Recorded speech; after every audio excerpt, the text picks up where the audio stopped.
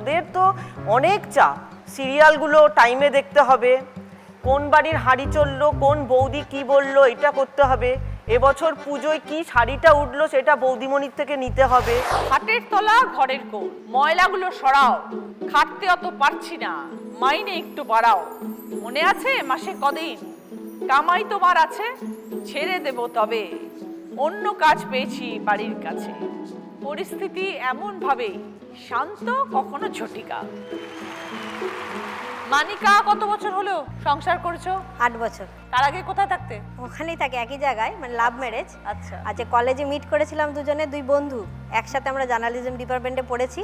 ওখান থেকেই মিট, দুজনে ওখান থেকেই সম্পর্ক, আস্তে আস্তে ওখান থেকেই একসাথে পথ চলা। এই যে সংসার করার সময় এই যে কাজের দিদিরা সবাই যারা এসছেন, তাদের সম্পর্কে অভিজ্ঞতা কেমন? প্রথমে কি বলতো, যখন রেখেছিলাম তখন তো ভাবলাম আমি বাচ্চা, ওরা বড়, মানে ওরাই আমাকে পুরো ডিকটেশন দিয়ে দেবে, এই করবো এই করবো, এত টাকা মায়না, এইটুকুনি, এর থেকে বেশি কিছু করবো না। এবার ঠিক আছে, প্রথমে যখন কাজে ঢুকলো বললো কি বৌদি আমি সকাল সকাল চলে আসবো, 8টা সাড়ে 8টার মধ্যে। আমি অল্প বয়সে বিয়ে হয়েছে, এবার আমি 8:30, আমি কটায় আসবো, 8:30টায় আসবে, 9টা, 9:30, 10টা, 10:30 করতে করতে এখন তো 12:30টার পরে আসে। আবার যদি বলি দিদি কটা বাজে দেখো, আমার মেয়ে আছে ছোট, স্কুলে নিতে যাব, তখন বলে কি দিদি আমি তো আগেই আসলাম, এর থেকে আর তাড়াতাড়ি কত আসবো। সকালের কাজগুলো কে করবে? আমাকেই করতে হবে, আমি বসে থাকবো, মানে কখন আসবে। আর সিঁড়ি দিয়ে ওঠে যখন, তো তখন মনে হচ্ছে মানে একদম র্যাম্প ওয়াক করতে করতে আসছে, এসেই বলবে দিদি বৌদি একটু ফ্যানটা চালিয়ে দাও, জলটা দাও। একটা দুজনে মিলে একসাথে বসে একটু চাও খাই, চাটা খেলাম, খাওয়ার পরে বৌদি গিয়ে কাজে হাত দেবে, বৌদি আস্তে আস্তে করবে, আমি একদিকে পুজো দিচ্ছি, বৌদি একদিকে ঝাঁটা দিচ্ছে। আর কি বলবো, প্রত্যেক পুজোতে আগে কি করতো, মা মাসিরা কি করতো, শাড়ি দিত, তাই না? এখন আর শাড়ি দিলে হয় না দিদি, সে শাড়ির বদলে এখন হচ্ছে টাকা, মায়না যা দেবে তার দ্বিগুণ সেটা তো দিলাম। আমার কর্তা বলে দিত পুজোতে এবারে কাঞ্জিবরম দেবে, আর কাঞ্জিবরম আর হচ্ছে না, এখন ওদের কাঞ্জিবরম হয় আর আমরা নাইটি পরে দিই।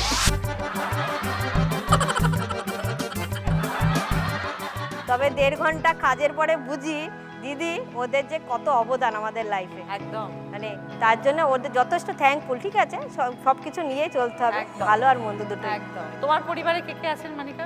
আমার পরিবারে আমার হাজবেন্ড, একটা 5 বছরের মেয়ে, আর শ্বশুর শাশুড়ি, আর হচ্ছে যা আর ভাসুর। সীতা, সত্যি করে বলো, কোনোদিনও মিথ্যে কথা বলে বানিয়ে কামাই করেছো?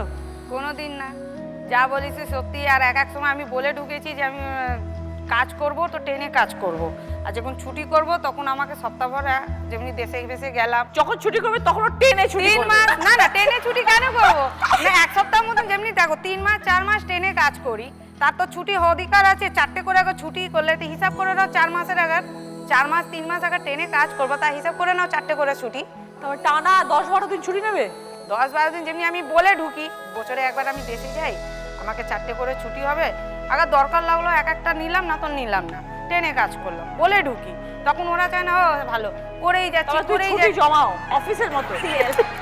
ছুটি জমাই না, সেই ছুটিটা আমাকে পরে কাজ আসে। আমি ফালতু ছুটি করি না, কেন ফালতু ছুটি করলে লস। সেই ছুটিটা ওরাও নিজে দিমাগে রাখে না এই মেয়েটা কাজ করছে ট্রেনে, তখন ওর দরকার হচ্ছে, তখন ও ছুটিটা নিচে হেসে খেলে দিই ছুটি, তখন হেসে খেলে দেবে না, তখন ডাইরেক্ট কাজ ছাড়িয়ে দাও, কাজ ছেড়ে দাও। তুমি একটা বাড়িতে কতক্ষণ কাজ করো? 8 ঘন্টা, একটা 1 ঘন্টা এইভাবে করে। এক একটা বাড়িতে এক এক রকম। একেবারে। সীতা, তোমার পরিবারে কে কে আছে? আমার বর আছে, আমার 2 ছেলে আছে, শ্বশুর আছে, শাশুড়ি আছে। শ্বশুর শাশুড়ি দেশে থাকে, আর আমার বর এখানে থাকে। আমার বর এমনি 100 দিনের কাজ করে, আর আমি এই লোকের বাড়ি এই কাজ করি। আর ছেলেরা কত বড়? ছোটরা একটা আছে 12 বছরে, একটা হচ্ছে 7 বছরে। সবার কষ্ট অন্যরকম। হ্যাঁ, কিন্তু কষ্ট তো করতে হবে, কষ্ট তো করতে হবে। রোজগার করতে গেলে, সমাজে মাথা তুলে দাঁড়াতে গেলে সবকিছু একদম কাজ তো করতে হবে। আর কোনো কাজ ছোট নয়, তোমাকে ছাড়া তোমার দিদিদের চলবে না, আর দিদিদেরকে ছাড়া তোমার চলবে না। না একদম, তাই মিলেমিশে আনন্দের সঙ্গে থাকাটাই সব থেকে শ্রেয়। সাথীদি 32 বছর, অনেক দেখেছেন, অনেক দেখেছি জীবনে চলার পথে সংসার করেছেন, কি কি বুঝলেন? আমাদের এই পরিচারিকাদের ছাড়া আমাদের চলবে না, এইটুকু আমি বুঝেছি। ওদের সাথে এই অম্ল মধুর যে সম্পর্ক, ওই অম্লটাকে নিজেকে মধুর করে নিতে হবে। মানুষ তো দোষে গুণে মানুষ, ওর নিশ্চয়ই কিছু গুণ আছে, আর ওরা অনেক বাড়ি কাজ করে, এই যে শুনলাম অনেক বাড়ি কাজ করে, এটাও একটু মাথায় রাখতে হবে। ওদের একটা তাড়াহুড়ো থাকে, আর ওদের তো অনেক চাপ, সিরিয়ালগুলো টাইমে দেখতে হবে, কোন বাড়ির হাঁড়ি চললো, কোন বৌদি কি বললো, এটা করতে হবে। এবছর পুজোয় কি শাড়িটা উঠলো সেটা বৌদিমণির থেকে নিতে হবে। হ্যাঁ, মানে এইগুলো কি আমাদের মানিয়ে নিতে হবে। বাড়ির কথা কখনো বাইরে যায়? হ্যাঁ, আমরা দুজনে যদি একটু কিছু কথা বললাম, ও তো আগে সব কাজ সেরে ওইটা শুনবে, কথাগুলো কি হলো, আবার পাশের বাড়ি বলবে, আর পাশের বাড়ি গল্প আমাকে বলবে।